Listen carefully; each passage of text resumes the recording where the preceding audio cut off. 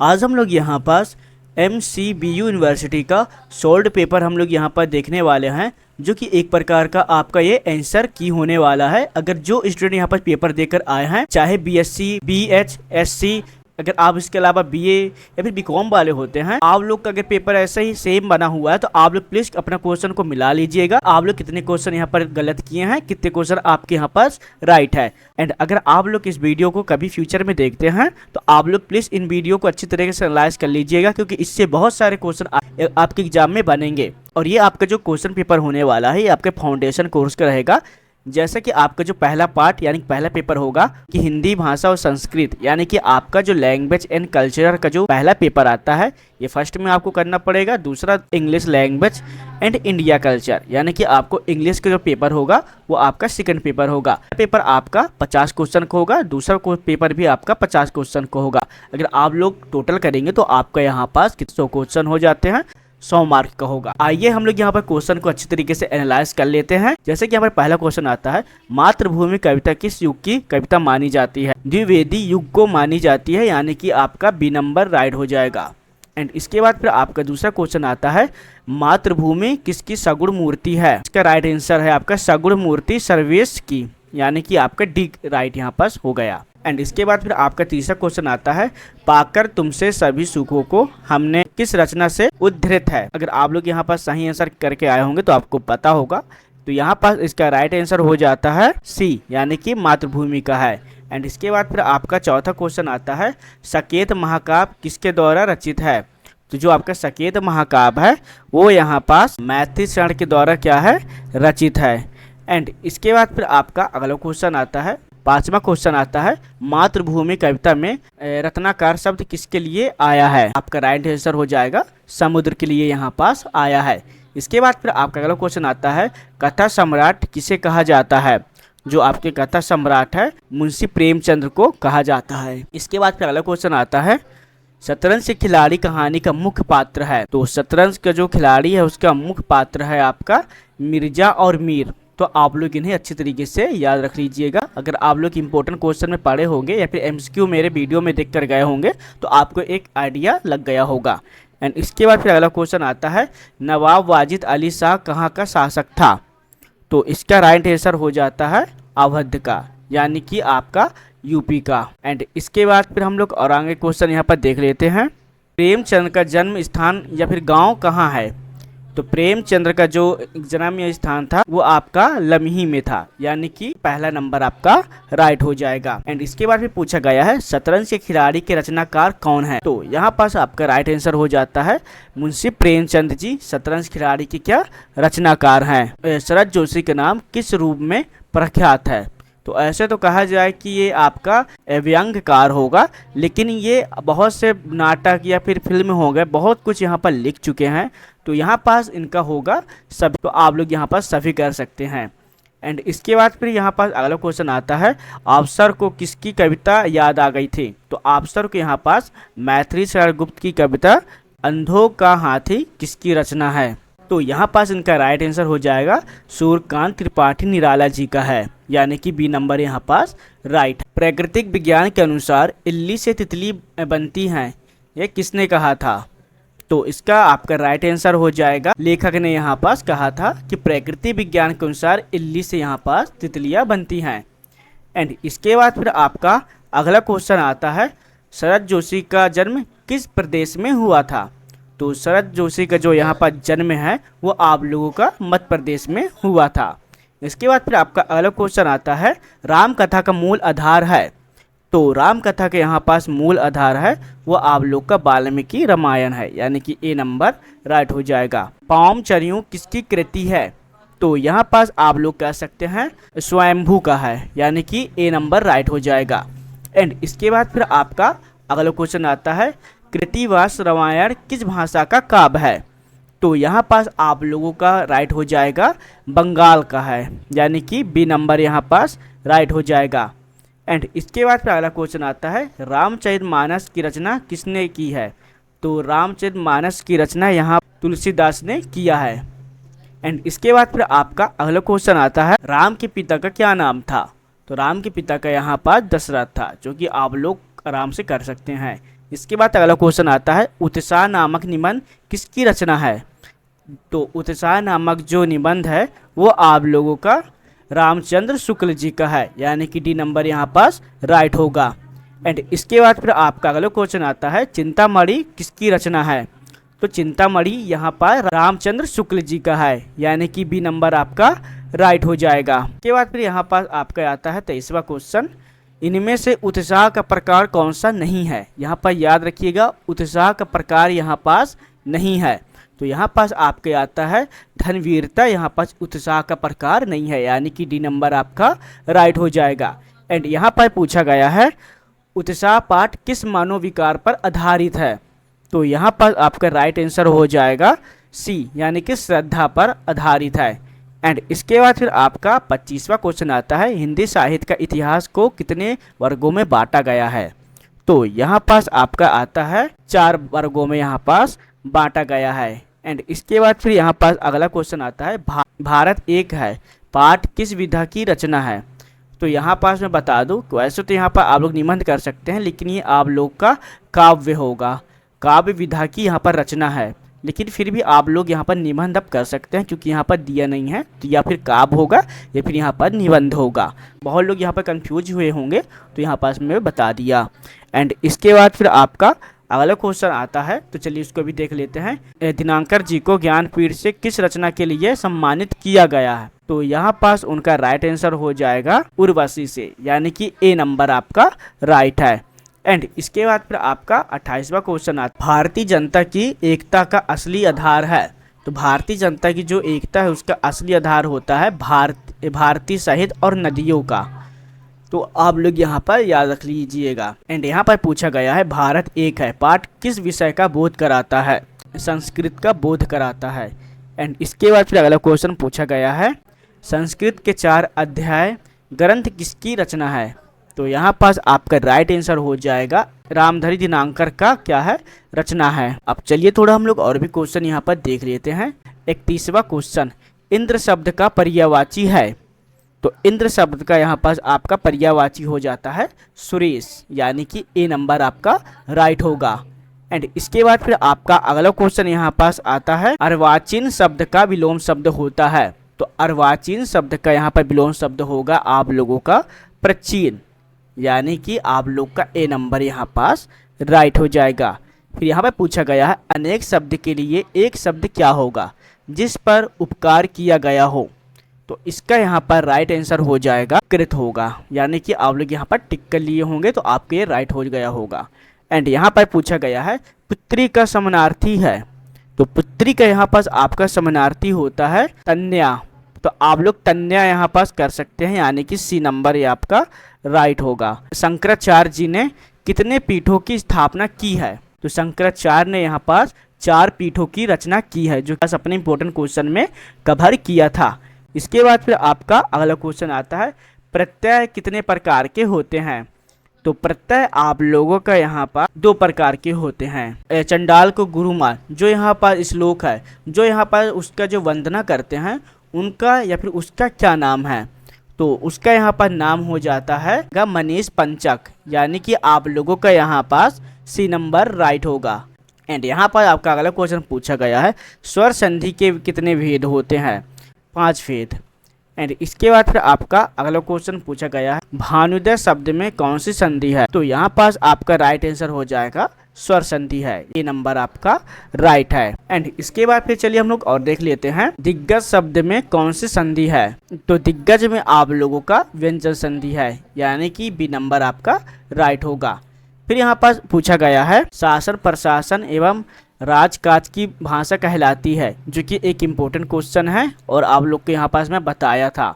तो कौन सी यहाँ पास भाषा होती है? तो उनकी भाषा यहाँ पास होती है राजभाषा। जब कोई बोली भौगोलिक विस्तार के कारण किसी प्रांत या उपप्रांत में प्रचलित हो जाती है तब वो क्या कहलाती है?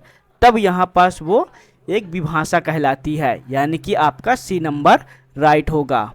एंड इसके बाद फिर चलिए हम लोग थोड़ा और आगे चलते हैं। धारणा शब्द का अर्थ है, तो देखिए अब धारणा का जो शब्द होता है उसे हम लोग संक्षिप्त अर्थ कहते हैं, यानी कि आपका सी नंबर राइट होगा। फिर यहाँ पे पूछा गया है, भारतीय संस्कृति में पहला पुरुषार्थ कौन सा माना गया है? तो यहाँ पास माना गया है आपका धर्म को माना गया है, जो कि यहाँ पास ही मेरे इंपॉर्टेंट क्वेश्चन से आए हुए हैं। एंड इसके बाद फिर पूछा गया है याज्ञवल्क्य की स्मृति में धर्म के कितने लक्षण बताए गए हैं। तो यहाँ पास 10 लक्षण बताए गए हैं। फिर यहाँ पर पूछा गया है भाषा की प्रथम इकाई क्या है। तो भाषा की प्रथम इकाई आप लोगों का ध्वनि है, याद रखिएगा, मोस्ट इम्पोर्टेंट है। सदैव में कौन सी संधि है। तो सदैव में आप लोग का वृद्धि संधि है, यानी कि आप लोग इसको टिक किए होंगे तो आपका ये राइट होगा। एंड इसके बाद फिर आपका अगला क्वेश्चन हम लोग यहाँ पर देख लेते हैं, मध्य प्रदेश में कौन सा ज्योतिर्लिंग स्थापित है। तो मध्य प्रदेश में आप लोगों का यहाँ पास ओमकारेश्वर ज्योतिर्लिंग यहाँ पास क्या स्थापित है, यानी कि आपका ए नंबर राइट होगा। उसके बाद फिर पूछा गया है तो वेदांत आप लोगों का वेदों को कहा गया है। फिर यहाँ पास आपका लास्ट क्वेश्चन आता है गोदान किसकी रचना है। तो गोदान आप लोग का मुंशी प्रेम जी की रचना है। तो आई होप कि आप लोग यहाँ पे 50 में से कुछ ही मिस्टेक होंगे आप लोगों का, लेकिन अच्छे नंबर यहाँ पास करके आए होंगे। यह है आप लोगों का इंग्लिश लैंग्वेज का पेपर है। चलिए हम लोग 51 क्वेश्चन से स्टार्ट करते हैं। द एक्स इज यहाँ पास बताना है कि क्या है वो। तो द एक्स यहाँ पर आप लोगों का स्टोरी है, यानी कि बी नंबर राइट हो जाएगा। फिर मैं पूछा गया है गीतांजलि वास ओरिजिनल रिटन है, वो आप लोगों का बांग्ला में था, यानी कि आप लोग बंगाली भी कह सकते हैं। एंड इसके बाद फिर यहाँ पर अगला क्वेश्चन आता है I don't like dash dash book. तो यहाँ पास इनका राइट आंसर होगा I don't like that book, यानी कि आपका सी नंबर राइट होगा। फिर यहाँ पर पूछा गया है why are you waiting me. तो यहाँ पास इसका राइट होगा why are you waiting for me, यानी कि सी नंबर यहाँ पास राइट होगा। The fictional place named Malgudi is related to the writings of. तो यहाँ पास आपका राइट आंसर हो जाएगा आर के नारायण, यानी कि C number. Velan is the central character in the story written by. तो किसके द्वारा है ये। तो ये था आप लोगों आर के नारायण जी का ही, यानी कि ए का आएगा। फिर यहाँ पर पूछा गया है where the mind is without where is written. तो इसका आप लोगों का होगा रविन्द्रनाथ टैगोर का, यानी कि सी नंबर राइट है। फिर आपका यहाँ पर अगला क्वेश्चन पूछा गया है Mahabharata is a story of death for one fellow man. तो यहाँ पर आप लोग का हो जाएगा लव रिस्पेक्ट पेशन, यानी कि ऑल ऑफ दिस। एंड इसके बाद फिर यहाँ पर पूछा गया है the work written by Rajagopalachari and include in your course. तो यहाँ पास राइट होगा प्रेफेस टू द महाभारत, यानी कि ए नंबर आपका यहाँ पर राइट है। फिर यहाँ पर आपका अगला क्वेश्चन आता है his brother is dash engineer. तो यहाँ पास होगा his brother is an engineer, यानी कि बी नंबर आपका राइट है। एंड यहाँ पास फिर आपका अगला क्वेश्चन पूछा गया है रविन्द्रनाथ टैगोर गोट नोबेल प्राइज, यानी कि उन्हें कौन सा प्राइज मिला था। तो यहाँ पास मिला था उन्हें गीतांजलि के लिए। फिर यहाँ पर पूछा गया है Rabindranath Tagore also compose the national anthem for the flowing. तो यहाँ पास इनका राइट आंसर हो जाएगा बांग्लादेश, यानी कि आप लोग बी नंबर पे करेक्ट किए होंगे, तो आप लोग का यहाँ पास राइट है। M K Gandhi broad the following. तो यहाँ पास इनका राइट आंसर हो जाएगा नेशनल एजुकेशन। एंड इसके बाद फिर आपका अगला क्वेश्चन यहाँ पास पूछा गया है आर के नारायण डाइड, वो 2001 में यहाँ पास डाइड हो गए थे, यानी कि मृत्यु हो गया था उनका। फिर यहाँ पर पूछा गया है ए एल भाषम डाइड इन, यानी कि ए एल भाषम का मृत्यु कहाँ हुआ था। तो ए एल भाषम का मृत्यु यहाँ पास कोलकाता में हुआ था, यानी कि आपका बी नंबर राइट होगा। एंड यहाँ पास फिर आपका अगला क्वेश्चन पूछा गया है the wonder that was India is a book. तो इसका राइट आंसर हो जाएगा हिस्ट्री, यानी कि सी नंबर यहाँ पर राइट है। फिर यहाँ पर पूछा गया है नेशनल एजुकेशन इज ए या फिर एन। तो यहाँ पर राइट होगा एस से। फिर यहाँ पर पूछा गया है ए एल भाषम वास बोर्न इन। तो उनका जन्म कब हुआ था। तो उनका जन्म यहाँ 14 में हुआ था। फिर यहाँ पर अगला क्वेश्चन आता है M K Gandhi was affiliated to the party, यानी पॉलिटिकल पार्टी। तो यहाँ पास उनका राइट आंसर हो जाएगा Indian National Congress. First question दिया हुआ आपका राइट आंसर हो जाएगा। एंड इसके बाद चलिए थोड़ा और हम लोग यहाँ पे स्क्रॉल करके देख लेते हैं। श्री राजगोपालाचारी वास अवॉर्डेड विथ भारत रत्न इन। तो कब यहाँ पर उनको भारत रत्न का अवार्ड मिला था। तो उन्हें यहाँ पर मिला था 1954 में मिला था, यानी कि बी नंबर राइट होगा। एंड इसके बाद फिर अगला क्वेश्चन आता है Velan left his home after death slapped he, तो यहाँ पास इनका राइट आंसर होगा फादर के कारण। फिर यहाँ पर आपका अगला क्वेश्चन आता है could you please dash your pen, तो यहाँ पास इनका राइट आंसर हो जाएगा लैंड, यानी कि आपका यहाँ पास डी नंबर राइट है। एंड इसके बाद चलिए हम लोग और देखते हैं महाभारत इज, तो महाभारत क्या था, तो महाभारत एक इपिक था, यानी कि सी नंबर आपका राइट आंसर हो जाएगा। अब चलिए थोड़ा हम लोग और भी स्क्रॉल करके यहाँ पर देख लेते हैं वुमेन एक क्या है, नाउन है। फिर यहाँ पर पूछा गया है pronoun is use in a place of a, तो यहाँ पास आपका राइट आंसर हो जाएगा नाउन में। फिर इसके बाद फिर पूछा गया है a word that generally modified a verb is called, तो यहाँ पास आप लोगों का आंसर राइट होगा सी, यानी कि एडवर्ड। फिर आपका यहाँ पास choose the antonym of friend enemy, यानी कि सी नंबर राइट हो जाएगा। फिर यहाँ पर आपका अगला क्वेश्चन आता है a person who is eager to know is called, तो यहाँ पर आपका होगा क्यूरियस, यानी कि बी नंबर राइट है। अब चलिए थोड़ा हम लोग और भी क्वेश्चन के यहाँ पर देख लेते हैं। अगर आप लोग यहाँ तक क्वेश्चन को अच्छी तरीके से कर लिए होंगे तो आपको पता चल गया होगा कि कितने क्वेश्चन आपके राइट है और कितने क्वेश्चन आपके यहाँ पास wrong. She made her station her dash to her large fortune, तो यहाँ पास इनका राइट आंसर हो जाएगा आप लोगों का हेयर, यानी कि आपका ए नंबर यहाँ पास राइट होगा। एंड यहाँ पास फिर आपका अगला क्वेश्चन आता है टर्न मी यूर नेम, तो यहाँ पास आप लोग कभी भी सुने होंगे, तो यहाँ पास आपका आएगा D tell me your name, यानी कि डी नंबर यहाँ पास आपका राइट है। एंड यहाँ पर पूछा गया हिज अवे राइट नाउ, तो यहाँ पास होगा आप लोग का send his away right now, यानी कि आपका सी नंबर यहाँ पास राइट है। फिर यहाँ पास आपका अगला क्वेश्चन आता है Rohan had been living here 1982, तो यहाँ पास आपका राइट आंसर हो जाएगा सिंस, यानी कि सी हो जाएगा।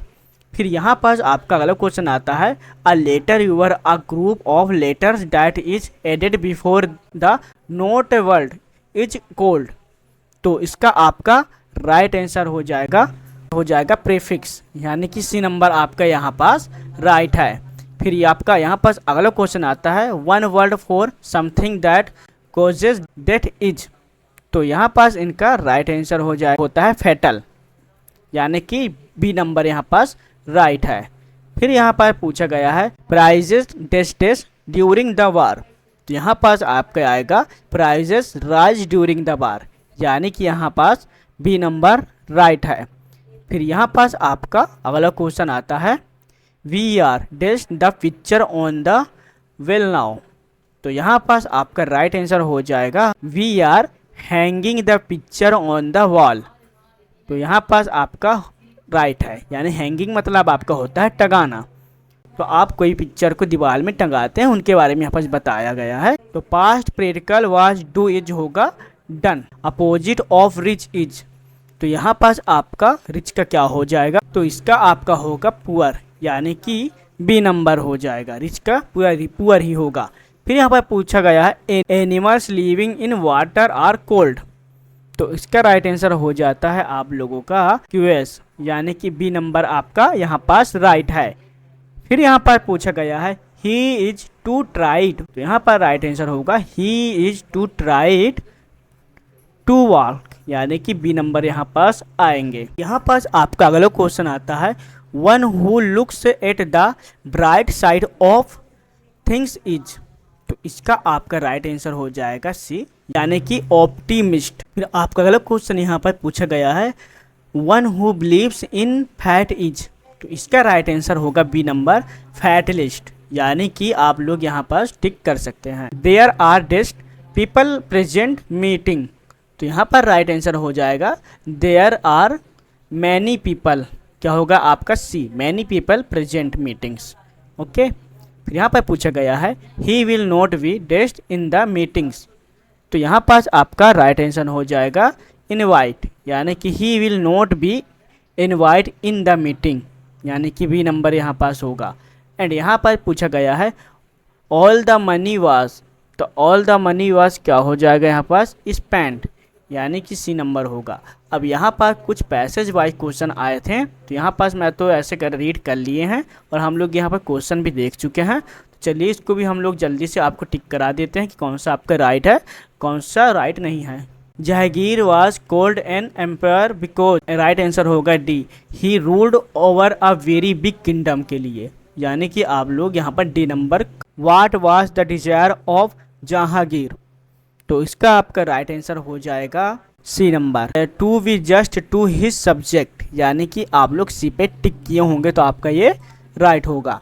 फिर इसके बाद आपका 98 क्वेश्चन आता है, the soldier were order to, तो इसका राइट आंसर हो जाता है tied a big bell in front. फिर यहाँ पर पूछा गया है नाउन फॉर्म ऑफ कंप्लेन, तो आपको बताना है कि कंप्लेन का यहाँ पर नाउन क्या होने वाला है। राइट आंसर हो जाएगा कंप्लेंट, कंप्लेंट यहाँ पास आएगा। तो आप लोग यहाँ बी नंबर पे आप लोग यहाँ पास कर लीजिएगा। उसके बाद फिर आपका लास्ट क्वेश्चन आता है, the people would ring the well if, तो इसका राइट आंसर हो जाएगा दे वॉन्ट जस्टिस, यानी कि डी नंबर यहाँ पास आपका राइट हो जाएगा। आई नो कि आप लोग यहाँ पे आंसर अपना मिला चुके होंगे, कितने क्वेश्चन आपके यहाँ पर राइट है, कितने क्वेश्चन आपके रॉन्ग है। अब यहाँ पास आप लोग मुझे कमेंट करके बता दीजिएगा कितने क्वेश्चन आप लोग रॉन्ग करके आए हैं, कौन एग्जाम में पास है, कौन कितने नंबर लेके आया है। अब नेक्स्ट पेपर हम लोग जल्दी यहाँ पे अपलोड कर देंगे जैसे ही आपके एग्जाम होते हैं, तो इसलिए आप लोग चैनल को सब्सक्राइब जल्दी कर लीजिएगा। तो चलिए मिलते हैं इसके नेक्स्ट वीडियो में, जब तक लिए जय हिंद, बाय बाय।